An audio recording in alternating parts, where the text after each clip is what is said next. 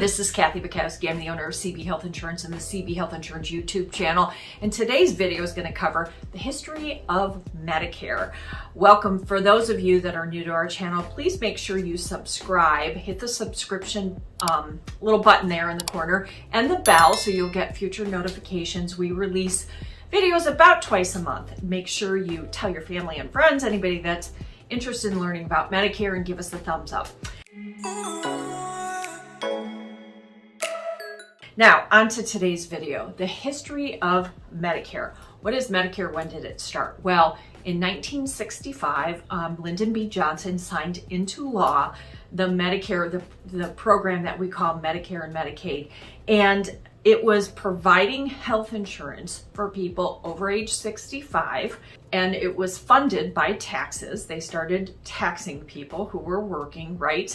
And at that time, they were only offering Parts A, which is hospitalization, and Parts B, which was other health insurance, so anything outpatient, your doctor's visits and things like that.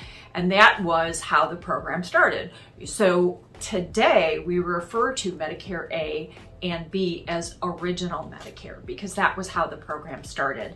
Now, over the years, Congress has expanded and made changes. There's a lot of reasons for that. There's more people over the age of 65. There's more people enrolled in the plan. People are living longer. And just to give you an example, back in 1965, the average life expectancy was 66.8 years. Can you imagine? So the government was really on the hook to cover you for health care for about a year, just a little over a year and a half on average for people that were on Medicare. In 2020, the life expectancy is actually 77 years, which is, believe it or not, down from the prior year. Now, I don't know if COVID had anything to do with that, but 77 is still a lot longer than 66 when the program first began in 1965. Not only that, people are living longer. So people, when you think about how many people are over 100 in the United States, there's something like 90,000 people over age 100. So not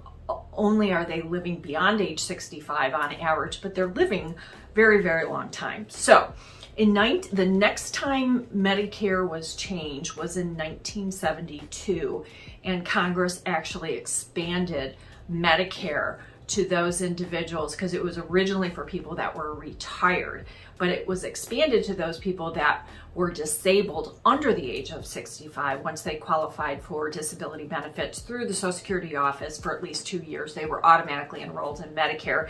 And it was also expanded to people that were on end-stage renal disease or had kidney failure. The next major change really didn't occur until 2003, and that was literally the biggest change ever that they've had.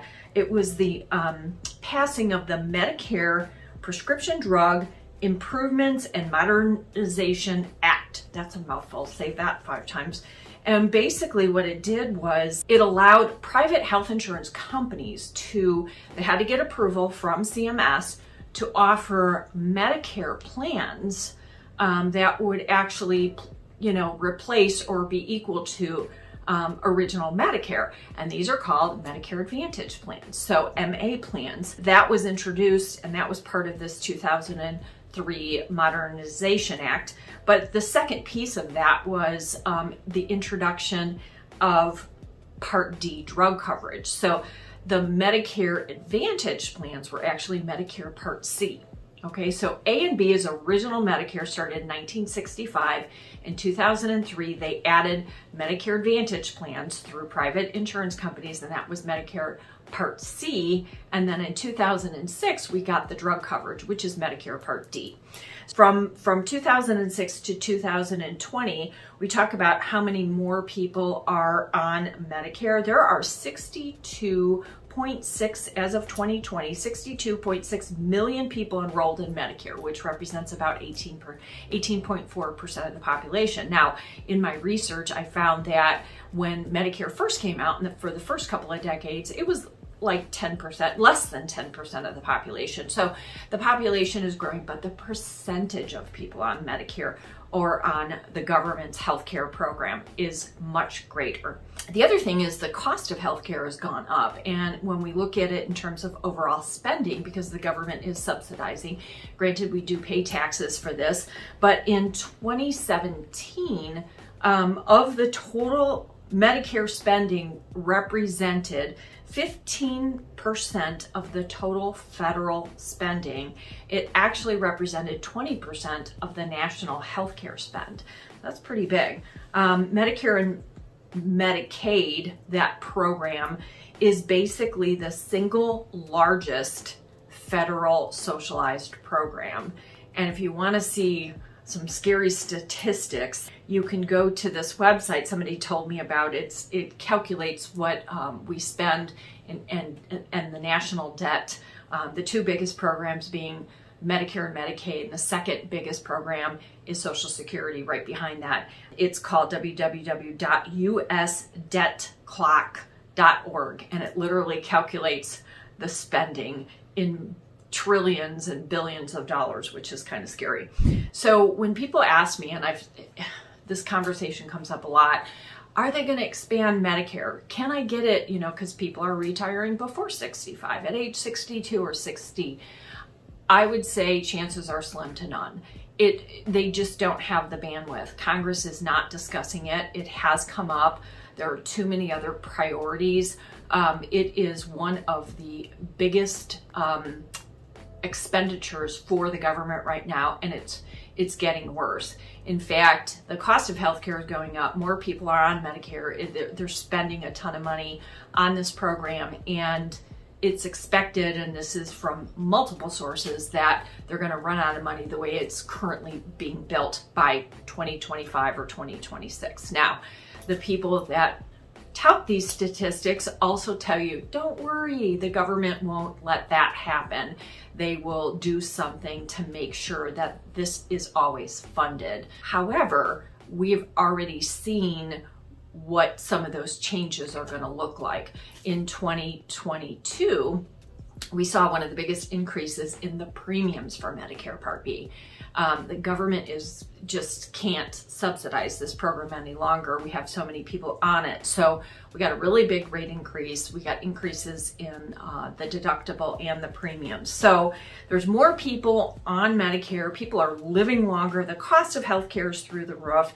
And if we look at a couple of charts that I got from the Kaiser Family Foundation. So if we take a look at this chart, the percentage of all Medicare beneficiaries, 32% have at least one ADL, activities of daily living that they need help with, eating, dressing, bathing. 25%, now this is self-reported, say that they're either in fair or poor health. 22% have 5 or more chronic health conditions. 15% are under the age of 65, so that means that they're disabled and qualify for Medicare because of a disability. 12% are over the age of 85, and 3% are in long-term care facilities. If we look at the second chart here, we see that this is dated 2017, Medicare benefits, 30% spending of all Medicare dollars went towards Medicare Advantage plans. Now let's talk about that for a little bit. Medicare Advantage plans, what are they? Well, I did a video, you might want to go check it out. What is a Medicare Advantage plan? But many of you will know, you've seen the advertisements, especially during the annual open enrollment and the Medicare Advantage open enrollment, which is January through March. It's Joe Montana and Joe Namath and JJ Walker and all these other celebrities who are touting these benefits. Now, 42% of Medicare recipients are enrolled in a Medicare Advantage plan. There is a trend. What is a Medicare Advantage? Real quickly, it is managed care. So part of that 2003 Modernization Act was to make available. Private insurance companies were offering these Medicare Advantage plans, and they mirror Medicare, but they offer some extra benefits, and some of them have perks, and they're a good option. They're also an affordable option. Of the plans that are offered, 65% of them have a 0 premium. Now, that's not free, okay? It's a zero premium. There is a difference. There are copays. For example, when you go to the doctor, there are copays. And when we talk about managed care, what are we talking about? We're talking about PPOs and HMOs. It's a list or a group of doctors and hospitals that you can see. Now, in the case of an HMO, if you go out of, you have to go in network. If you go out of network, you have no benefits. But in the case of a PPO, if you go in network, you're going to get better benefits, but you can go out of network and you will just pay a higher out-of-pocket cost. This is actually no different than your group health insurance plan, your union plan, your individual Obamacare plan, whatever you were on before you were eligible for Medicare or turned 65. Managed care is not a bad thing. And a lot of people hear that and they think, no, I don't have the freedom. They've come a long way. And this is something that is actually good because of all the competition, because of people turning age 65. In the last 4 years, we've had some phenomenal Medicare Advantage plans where they have, in the Chicagoland area and in Illinois where I'm at, they have large networks that include the teaching hospitals. You can go to Northwestern, you can go to University of Chicago, Loyola, and all these other hospitals. So that is a good thing. Choice is definitely a good thing. And it's definitely, it's a good option for people that are on a budget too, as well. So to summarize, we've come a long way since 1965 when this Lyndon B. Johnson signed this into law.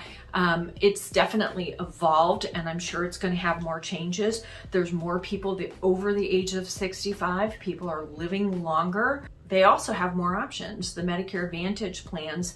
And as premiums for both Medicare and Medicare supplements go up and up and up, this is a good option for some people.